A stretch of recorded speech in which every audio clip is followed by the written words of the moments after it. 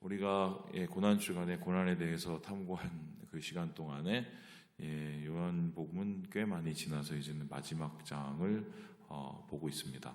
목사님, 21장도 있는데 왜 20장이 마지막입니까? 얘기할 수 있는데 아셔야 될 게요. 원래 요한복음은 20장까지입니다. 그러면은 21장은 뭡니까? 이거는 이제 요즘식으로 얘기하면은 에필로그라고 보시면 되겠습니다. 에필로그. 그러니까 책 다 쓰고 보면은 뒤에다가 근데 그때 말이지 내가 한 말 하지 못한 말이 있는데 그거 아니면은 이런 거죠. 우리가 드라마 보고 나서 그 다음에 얘네들이 어떻게 됐지? 그게 이제 21장이라고 보시면 됩니다. 그래서 실제적으로 20장은 요한복음의 마지막 장이다. 오늘 우리가 읽고 있는 말씀이 그 말씀인데요. 자, 그런데 중요한 것은 오늘 말씀에 이 마지막 장의 마지막 절을 우리가 살펴볼 필요가 있습니다. 왜냐? 이 말씀의 마지막을 쓸 때는 분명한 결어를 쓰면서 왜 이 책이 쓰여졌는지, 요한이 왜 공감복음 말고 또 이 책을 쓰게 되었는지를 알 수 있는 확실한 이 글귀가 있기 때문인데, 우리 함께 31절 말씀을 같이 한번 읽어보도록 하겠습니다. 시작. 오직 이것을 기록하면 너희로 예수께서 하나님의 아들 그리스도이심을 믿게 하려 함이요 또 너희로 믿고 그 이름을 힘입어 생명을 얻게 하려 함이니라. 여기서 보세요. 이것을 기록한 이유가 있다고 합니다. 바로 하나님의 아들 그리스도이심을 믿게 하려 하십니다. 그럼 이것을 반증을 해보면은 그 당시 예수님을 하나님의 아들 그리스도로 믿지 않는 친구들이 많았다는 소리죠. 아니, 당연히 예수 안 믿으면은 하나님의 아들로 안 믿는 거 아닙니까? 그게 아니라 교회라는 이름을 가지고, 기독교라는 이름을 가지고 예수를 믿는 사람이라고 믿는 사람들 중에서도 다른 믿음이 있었다는 것입니다. 그래서 예수님을 하나님의 아들, 다시 말해서 예수님의 신성, 예수님의 그리스도이심, 다시 말해서 예수님의 구원자, 이것을 제대로 된 시각을 가지고 보지 않는 부류들이 있었어요. 그 대표적인 부류가 뭐냐? 영지주의자였습니다. 영지주의자, 그때 초기 사람들이 있었는데, 이 사람들은 어떤 사람들이냐면은 세계를 두 가지로 나눴어요. 어떻게 나누냐? 한쪽은 영, 한쪽은 육. 자, 그러면 육과 영으로 두 가지를 나누면은 육과 영 중에 무엇이 더 우월하겠습니까? 무엇이 더 좋겠어요? 육입니까? 영입니까? 6, 0? 당연히 뭐 0이라고 생각했겠죠. 우리는 고기를 좋아하긴 하지만 그래도 0이 더 좋은 거다 생각합니다. 이제 그걸 이렇게 나눠서 어떻게 합니까? 예수님은 0이셔야 돼요. 하나님의 아들이니까. 근데 예수님이 사람의 몸으로 가지고 태어났다. 기분이 나쁜 겁니다. 그래서 이 사람들이 이것을 가지고 머리를 짜다가 어떻게 하나님이 육을 가지고 태어날 수 있어? 육은 악한데. 그러면서 생겨난 게 가연설이라는 거예요. 이 가연설이 뭐냐면 예수님이 이 땅 가운데 실제로 온 게 아니라는 겁니다. 그럼 예수님 어떻게 왔냐? 분명히 우리 눈앞에 돌아다녔는데 그걸 가리켜서 뭐냐면 예수님이 잠깐 영혼이 들어갔다가 나중에 십자가 달리실 때 빠져나갔다고 생각을 했어요. 그걸 가지고 가현설, 가짜로 그냥 보이는 거였을 뿐이다 라고 생각을 한 겁니다. 그래서 그 가현설을 주장하는 영지주의자가 있었습니다. 또 한 부류가 있었으면 유대주의자들이 있었어요. 이 유대주의자들은 뭐냐? 예수님을 믿는데 여전히 유대교에서 벗어나지 못한 사람들이었습니다. 그 사람들은 율법에 대한 생각을 좀 유독히 고집하고 있었고, 두 번째는 뭐냐면 예수님의 메시아됨, 예수님의 그리스도됨에 대해서 의구심을 조금 가지고 있었어요. 그래서 실제적으로 여러분 아시고 있는지 모르겠지만 유대교에서는 아직도 예수님을 그리스도라고 생각을 안 합니다. 뭐 선지자 중에 한 명이라고 생각할 수는 있는데 생각 안 합니다. 그래서 이러한 잘못된 영향들이 교회 안에 있었기 때문에 교회 속에서 이제 부딪힘이 일어나죠. 부딪힘이 일어났을 때 어떻게 됩니까? 조금씩 복음과 예수를 망가뜨리기 시작을 해요. 그러면서 요한이 이제 결단을 한 거죠. 공감복음으로는 좀 부족하구나. 확실하게 채워야겠구나. 자꾸 오해를 하는구나. 왜냐하면요, 이 사실은 공감복음이 마태, 마가, 누가복음이지만 모르겠어요. 누가복음은 확실하게 누가가 쓴 것이 기록이 어느 정도 있는데 마태복음, 마가복음은 사실 좀 애매한 부분이 있거든요. 왜냐하면 마태와 마가가 쓴 거는 확실한데 중간에 이제 나중에 그 교회, 뭐 시리아 교회든지 알렉산드리아 교회든지 거기서 사용을 하면서 좀 이렇게 뭐 첨가하지 않았을까 이런 얘기들이 워낙 많아요. 근데 중요한 거 한 가지는 뭐냐면은 뭐 그런 성경이 어쨌든 다 읽혔는데 그건 이제 자연 발생적으로 읽혀졌다면 지금 이 요한복음은 쉽게 설명, 이제 더 이상은 이게 안 되겠구나. 이제 더 이상 잘못된 가르침을 우리가 내버려두면 안 되겠구나. 그러고 나면서 쓴 책인 거예요. 자, 그렇다면은 다시 정리를 합니다. 요한복음을 쓴 이유는 예수님의 그리스도 되심을, 예수님의 하나님 아들 되심을 제대로 믿게 하려 하는 거다. 그래야 이 사람들이 생명을 누릴 수 있기 때문이다라고 하는데, 자, 그렇다면은 요한복음의 마지막 장도 거기에 해당하는 가장 이것을 밀어줄 수 있고 가장 확실하게 얘기해 줄 수 있는 사건을 갖다가 놨겠죠?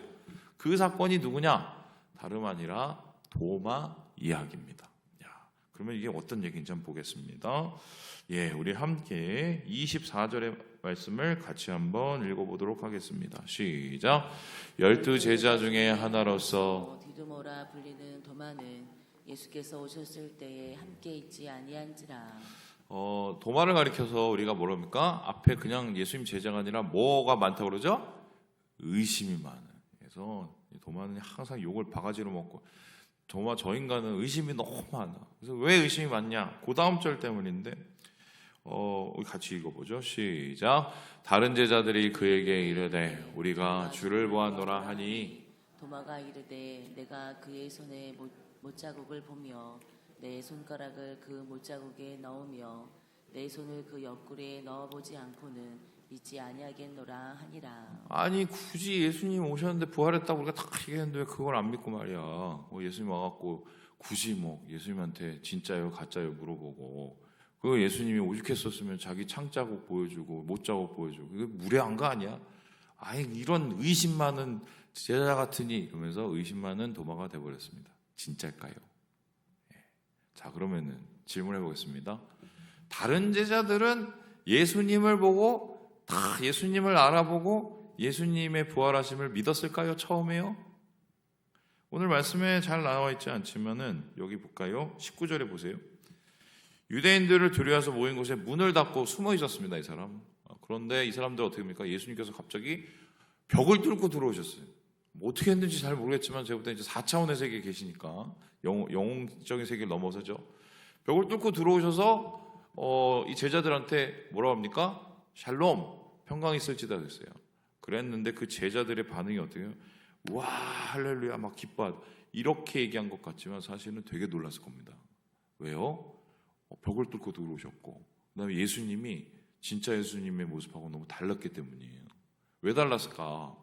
이것은 여러 가지로 해석이 가능하지만 제일 확실한 것은 그들이 마지막으로 본 예수님은 어디에 달리신 예수님이에요? 십자가에 죽으신 예수님, 아주 비참하게. 근데 지금 예수님은 그 몸이 완전히 영화롭게 변한 모습인 거예요. 빛나는 예수님이에요. 그러니까 어떻게 됩니까? 보기에 그분이 아니신 것처럼 느껴진 거죠. 뭐 예를 들어서 우리가 추정해 볼 수 있는 게, 누가복음의 마지막 장에 나오는 엠마오로 가는 그 제자들 모르잖아요, 예수님. 아마 똑같았을 겁니다. 이게 나와 있지는 않지만 사실은 이 제자들도 맨 처음에는 예수님에 대해서 놀라고 예수님에 대해서 뭐 두려워했을 가능성이 상당히 많은데, 어쨌든요 이 사람들은 예수님 만나고 어쨌든 예수님하고 조우를 하고 기뻐한 거죠. 그런데 중요한 것은 이때 도마는 어디 있었을까요? 거기에 없었습니다. 왜 거기에 없었을까? 잘 모릅니다. 아마 뭐 집에 갔다 왔다 했든지 아니면 뭘 사러 갔든지 아니면 뭐 누구 만나러 갔든지 잘 몰라요. 근데 중요한 거 한 가지는, 도마는 의심이 많은 게 아니라 제자들이 예수님을 만났을 때 거기에 없었을 뿐이에요. 그래서 야, 우리가 다 예수님을 봤어, 예수님 부활하셨어, 제자들이 다 얘기하는데 자기는 못 봤잖아요. 그렇죠? 아니 내가 본 적이 없는데 너희들은 다 봤지만 난 못 봤어. 그래서 뭐예요? 난 내 눈으로 봐야겠어. 여러분, 이게 의심이 많은 겁니까? 아니면 확인하고 싶은 겁니까? 확인하고 싶은 거죠. 그래서 앞으로 절대로 도마를 가지고 의심이 많다고 하시면 안 돼요. 아셨죠? 이 사람은 우리하고 똑같은 확인을 하고 거기 없었던 사람이에요. 자, 그런데 왜 하필이면은 도마의 이야기를 이렇게 썼을까? 바로 여기 이건데요. 우리 함께 우리 29절의 말씀을 같이 한번 읽어보도록 하겠습니다. 시작. 예수께서 이르시되 너는 나를 본고로 믿느냐? 보지 못하고 믿는 자들은 복되도다 하시니라. 사실은 도마에게 이 이야기를 남긴 이유가 뭐냐? 요 부분을 요한이 얘기하고 싶었던 겁니다. 도마는 사실은 보지 못했기 때문에 못 믿은 거예요. 맞죠? 의심이 많기 때문에 못 믿은 게 아니라 그 자리에 없었고 보지를 못해서 못 믿은 거예요. 그런데 도마가 예수님을 보자 예수님을 인정을 해드린 거죠. 그런데 이 도마가 결국 우리들이라는 소리입니다. 왜요?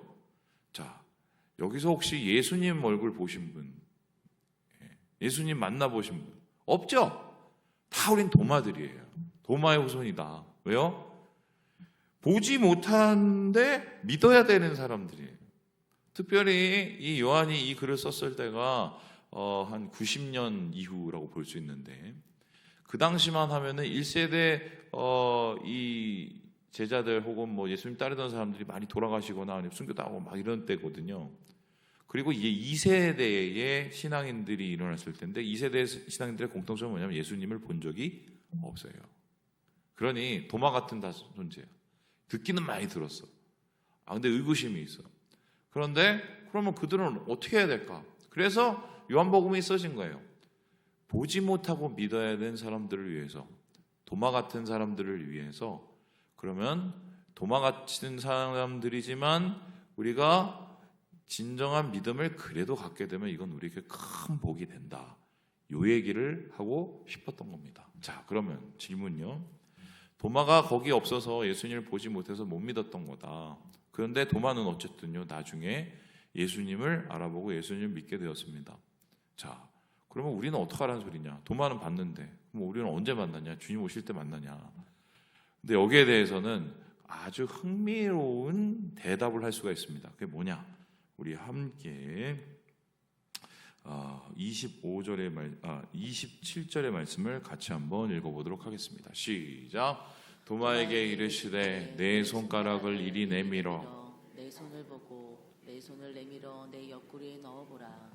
그리하여 믿음 없는 자가 되지 말고 믿는 자가 되라. 이 말씀이 되게 중요한 게요. 도마가 믿지 못하는 사람에서 믿는 사람이 되었던 이유는 예수님을 보았기 때문인데 그도 맨 처음에 못 알아봤을 거란 말입니다. 그런데 도마가 예수님을 알아보게 된 결정적인 계기가 있습니다. 제자들도 마찬가지고. 뭡니까? 뭐하고 뭐를 봤어요? 옆구리에 손에 있는 못자국과 옆구리에 창자국을 보고 예수님을 알아봅니다. 이게 여러분 그냥 지나칠 수 있는 말씀인데 굉장히 이상한 말씀입니다. 보세요. 제가 지금 뭐 이렇게 피부가 점점 늘어지고 있고 그리고 검해지고 있고 또 살이 찌고 있는데 어느 날 제가 막 큰 맘을 먹고 나서 강남에 청담동에 있는 아주 성형외과 잘하는 데 한번 갔다 오면 생각해 봅시다. 거기서 내가 한번 인간 개조를 해보련다 이러고 머리부터 발끝까지 다 이렇게 고쳤다고 생각을 해보세요. 그래서 허리도 줄이고 막 얼굴도 다 막 피부 뽀송뽀송하고 막 다 밀고 막 이랬다고 생각을 해봅시다. 자, 그러면은 뭐 돈이 뭐 억이 들든 뭐 수천만 원이 들든 해봤어요. 그런데 제가 얼굴에 막 이래 보면 여기 상처가 있다고 생각을 해보세요. 그거를 놔두겠습니까? 놔두지 않겠습니까? 제일 먼저 고쳐야죠. 그렇죠? 왜냐면 이게 상처인데 여기 뭐 내가 몽골 반점이 이만한 게 있어요. 제일 먼저 고쳐야죠. 왜냐면 상처인데. 근데 지금 예수님은 전신 성형보다 더 확실한 영화, 영광스러운 몸으로 변해버렸단 말이에요. 영체가 됐단 말이에요. 그런데 흥미로운 건 예수님이 그렇게 변화되었는데 뭐하고 뭐가 남았어요? 손에 있는 못자국, 옆구리에 있는 창자국. 이상하지 않습니까? 아니 왜 영광스럽게 됐는데 이거는 남아있지?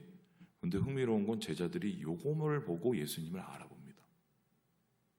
그렇다면 앞으로 예수님을 보지 못하고 믿어야 되는 사람들도 결국 무엇을 바라보고 예수님을 우리가 믿어야 되느냐? 손에 난 못자국, 옆구리에 난 창자국. 그럼 손에 난 못자국과 옆구리에 난 창자국이라는 것은 뭘까요? 십자가죠. 예수님이 우리를 위해서 희생하신 십자가의 죽음입니다. 그것을 다른 말로 표현하면 예수님의 사랑이죠. 예수님께서 우리에게 보신 십자가 희생과 그 사랑이 제자들의 마음을 눈을 뜨게 했고 다시 보게 했고 믿게 만들었다는 겁니다. 그럼 오늘날 수많은 사람들이 예수님을 보지 못하고 믿을 때 우리는 무엇을 통해서 예수님을 믿게 됩니까? 무엇을 바라보면서 예수님을 믿게 됩니까? 십자가예요.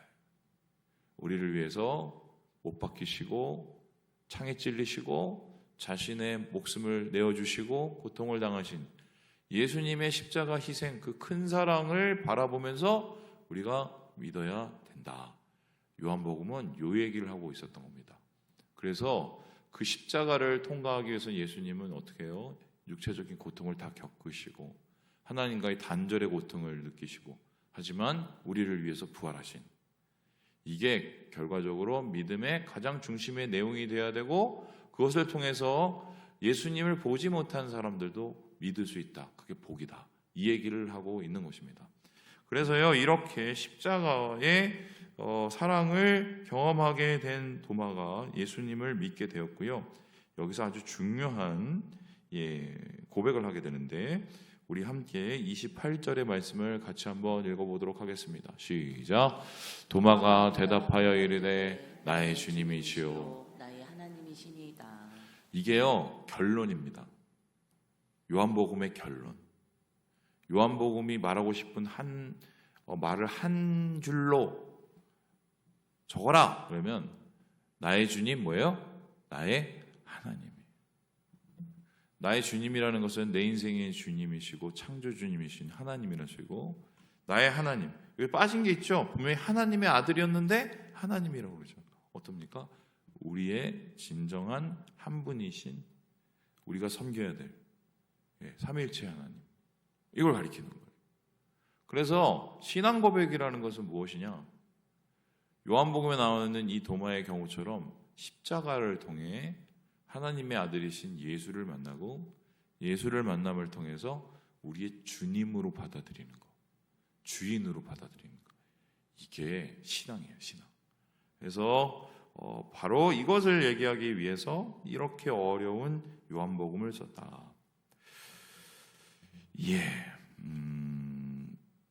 여기서 끝나기 전에 한 가지 이야기를 하고 있는데 요거 얘기 한번 맞춰볼까요? 우리 함께 22절을 보도록 하겠습니다. 22절 말씀입니다. 같이 한번 읽어보겠습니다. 시작.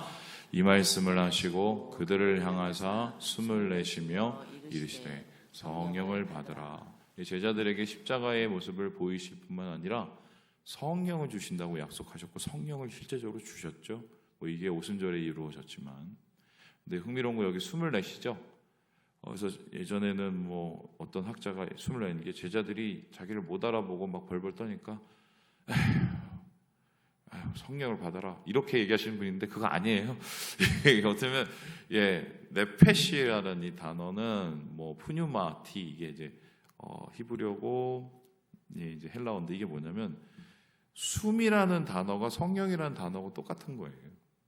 그래서 예수님께서 실제적으로 숨을 불어 넣으시고 살아있는 영으로 우리 가운데 만드시고 새로우시는 그 작업을 통해서 우리는 어떻게 해요? 성령이 이끄시는 교회가 되는 이게 이제 요한복음 뒤에 다 나타나 있는 겁니다. 사실 이런 되게 중요한 구절이죠. 이제 말씀을 마무리해 볼까요? 자, 그럼 오늘 말씀을 통해서 우리가 알 수 있는 것은 무엇이냐? 우리가 부활절 맞이해서 다시 한번 십자가의 위대함 그리고 그 사랑 그것을 우리가 마음속에 품는 것이 얼마나 중요한지를 한번 다시 고민해 보도록 하고요. 그리고 예수님의 우리의 주인 되심, 예수님의 하나님 되심이 내 삶에 어떤 의미인지를 다시 한번 새겨봐야 되겠다. 오늘 하루를 그렇게 사시고 오늘 하루를 주님과 함께 동행하시고 승리하시는 우리 모든 형제 자매들 되시길 주님의 이름으로 축원합니다.